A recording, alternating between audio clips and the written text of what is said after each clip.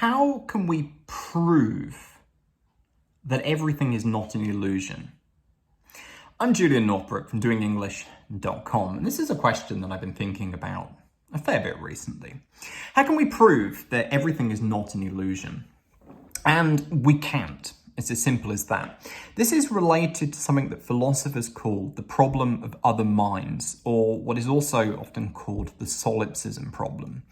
We believe ourselves to be conscious, but how can we know that everything, including material things, or even a single proton, isn't also conscious? Or conversely, that we're not actually the only consciousness in all of the universe.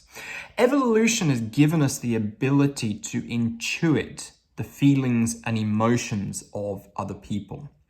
But we can never actually get inside of other people's heads, and therefore we can never actually experience the world as they do through their eyes. We can only guess, but what if that guess is all an illusion inside of our own heads? What if we simply imagine the whole thing? What if I am the universe, experiencing myself in the false belief that I'm not the only one and that when I die, the universe simply ceases to exist?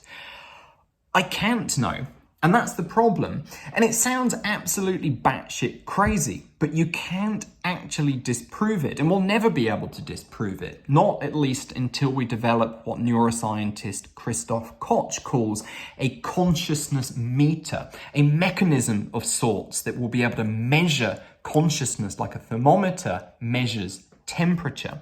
And again, this all sounds pretty crazy, and when you start to think about this stuff, it makes your head spin, it makes the mind boggle. But you can also think of it on a practical level related to the speaking of English as a second language in the real world. Say you go to a job interview and you don't get the job and you believe it to be because your English was no good. Or say you say something and somebody else doesn't understand you and you believe that it's because your pronunciation is bad or because your English was bad. Or you encounter some asshole, and we've all encountered them speaking a second language, that laughs at you or takes the piss out of you and puts you down because of your English. Perhaps you made a mistake. We make assumptions about these situations. I didn't get the job because my English is terrible. This person laughed at me because my English is bad, and blah, blah, blah, blah. But these things are all just an illusion inside of our own head, something that we have constructed by way of interpretation for what we've experienced.